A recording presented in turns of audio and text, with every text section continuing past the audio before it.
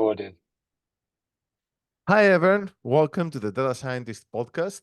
I'm very happy to have here with us today Bence Csernak, who is a designer and product manager. He's a pioneering figure in the generative AI sector since 2017. So he was kind of doing this before it was cool. And today we're going to have a very interesting discussion around design, product, and generative AI. Ben, welcome to the show. Thanks very much, Stuart. Thank you for having me. And thanks for the intro. That's all, all great. Would you like to share a few things about your journey in the space of generative AI, which apparently you've been doing this since before it was cool. So it would be really interesting to hear more about what this space looked like before ChatGPT broke onto the scene and just turned, everyone's attention to AI.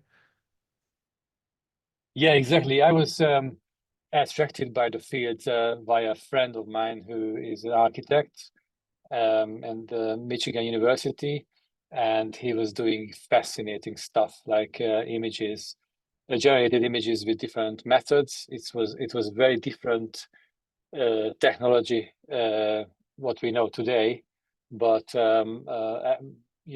so many experiments he did that I was just looking at his pictures and images hours long and wanted to find out how he made them. And then I started to read all the theory around it, and also explored other creators and researchers in the field. Like there was a lady who was doing the emotion detection back in 2017 or even before. So there was a few people, but mostly in the academic fields, who was interested in this sector, but it was not really commercialized or not really interesting for companies. Of course, Google and big tech used it for different reasons, like ad optimization and internal processes, but it was not public and it was not, like hot as it is now. I see. And I know that you've done a lot of work in applying generative AI in real scenarios. So it will be and in business. So I was really curious to hear more about your experiences and then also to hear more about some tips for those who want to do this, right? I understand you've been doing this since before ChatGPT. So I'm curious to see how this journey has evolved and what you've learned through that process. Yes, I'm an original designer, so I was focusing on the visual design, how to automate my own work. So I was looking at these parametric algorithms, creating logos, illustrations, um, quite mimicking the AI. But that's how I started. That's how I did my logo as well. So it was a very niche area, but I was interested in that, how to create something with the help of a machine, in a parametric way, similar to how architects designing with different software. And when you see these modern buildings by Zaha Hadid, it's partly parametric design. And then in the recent years, I'm just focusing on small businesses and smaller organizations to deliver them value right away. Because if you look at the AI scene now, many people are talking about this and many people are interested in it, but we don't know how to leverage it, how to increase profits or cut costs with it. So my mission is to find case studies, and I found a few, like for example, healthcare, where you can tackle the staff shortages by offering a patient-doctor communication, or you can do a lot in cybersecurity, where the repetitive and boring stuff can be prepared by AI, and then a human can oversee and verify the AI decisions. Yeah, so mental health, cardiology, fertility, cybersecurity. These are the fields I'm looking at now, where you can step by step, gradually, you can use AI's value right away. So you can deliver value there.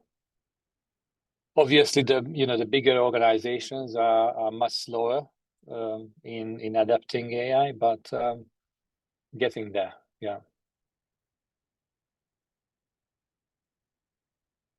There is no sound. Sorry, I was mute for a second. Yeah. And what are some of the industries Sorry. that you see are going to be the most disrupted? I think you've been in healthcare. So I don't know, maybe you want to talk about that as well. Mhm. Yeah, what what we learned with people we were talking about AI and other, there are McKinsey studies and other management consultancies did some studies that one of the biggest value you can create is in healthcare, because you can, on one hand, you can automate and speed up internal reportings when the doctors are writing these reports to the insurance companies and to patients and internal documentation. And the other one is the aforementioned physician-patient communication, where the patient can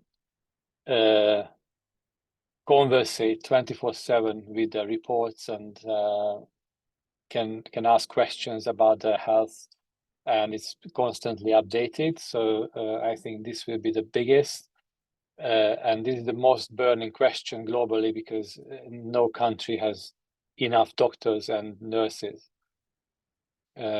This is what I've seen. And there are some opinions about the legal sector. I haven't touched it at all, so I can't tell you objective opinion. But healthcare and life science is definitely there will be a lot, because generative AI can help ideating, so you can come up with new medicines, new methodologies. So the research will be accelerated. That's for sure. And what are some of the learnings that you can share with others in terms of using generative AI in a business setting from your own experience? Yeah, very good question. I would taste the AI advantages step by step. So introducing different AI methodologies gradually into a company could be very beneficial, because you can see and whether it's bringing value to your own company or not. Then you can iterate. It's always good to be part of beta tests and be part of pilot projects with a provider, because you can see with your own eyes whether it's beneficial for you. So instead of talking about it and being negative or being too overly positive, I always that let's try out. Let's build a conversational AI based on your knowledge base or based on your internal documents, and see whether your team or you like it as an owner or a founder. And then you can expand the features, because the feature set and the opportunities are endless.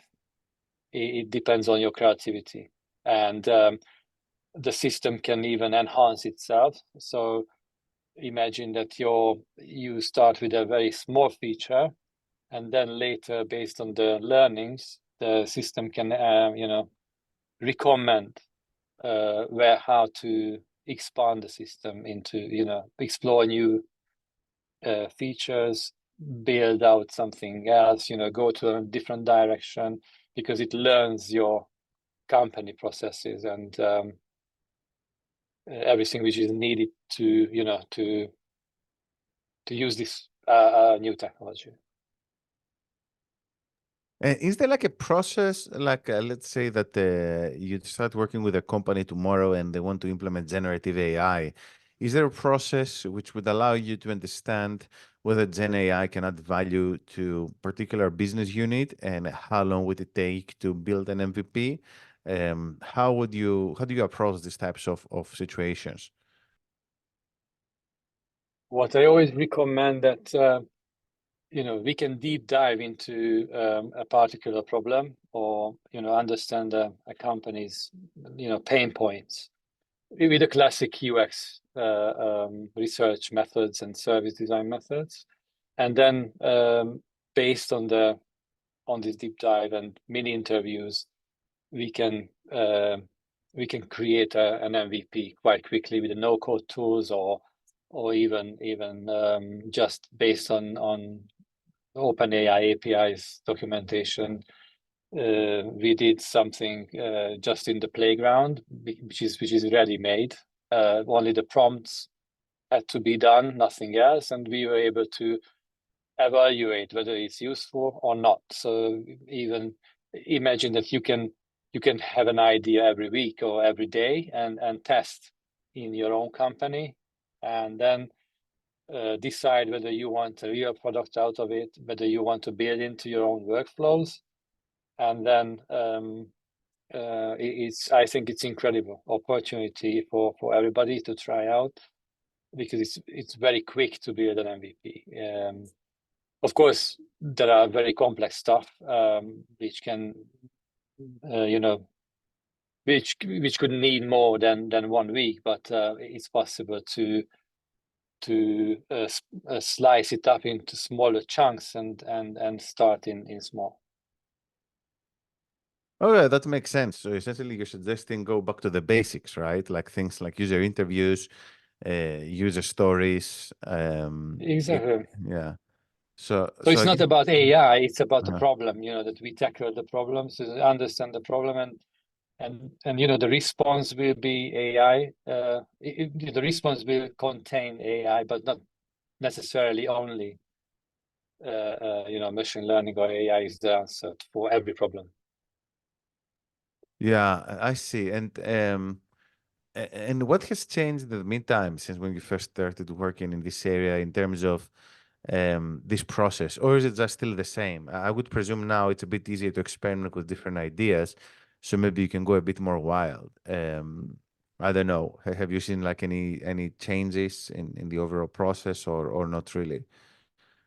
Yeah, it's very good that you mentioned this, because I think it's much easier to try out things very quickly, because you can generate simulated scenarios.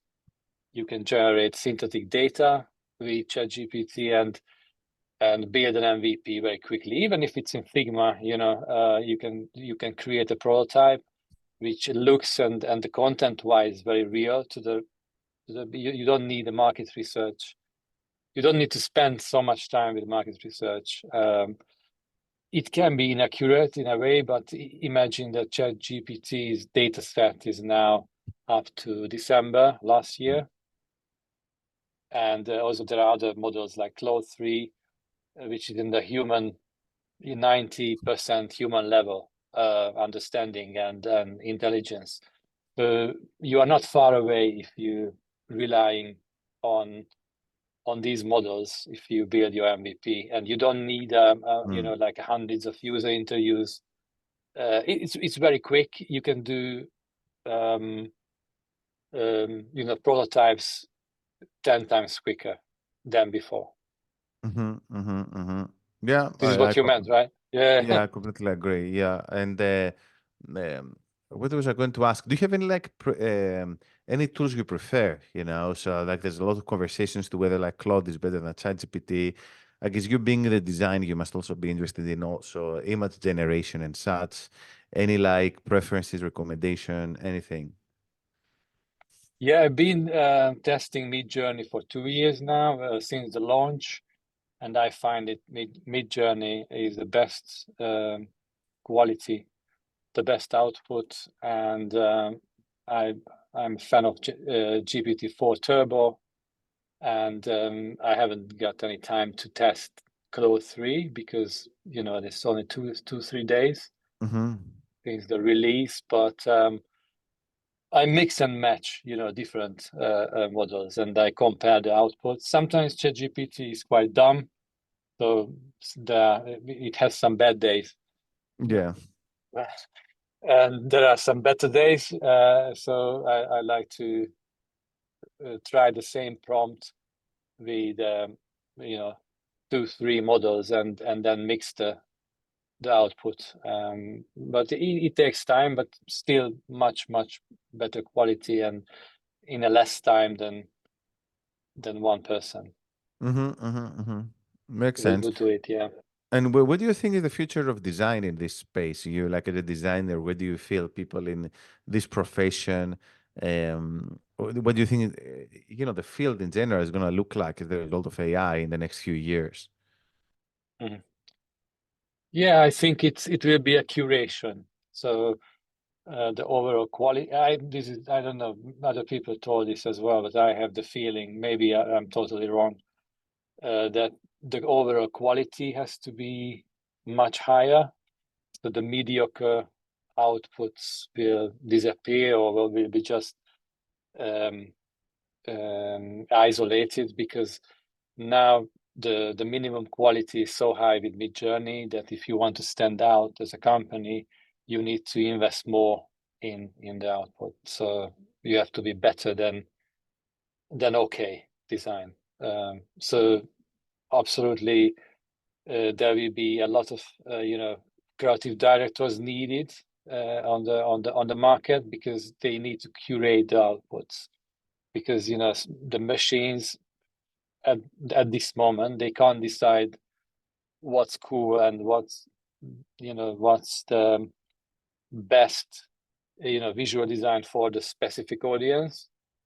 I have this gut feeling, and a human oversight, an expert oversight is very much necessary to evaluate the output, because MidJourney can do very, very, very high quality things, but can do very mediocre ones.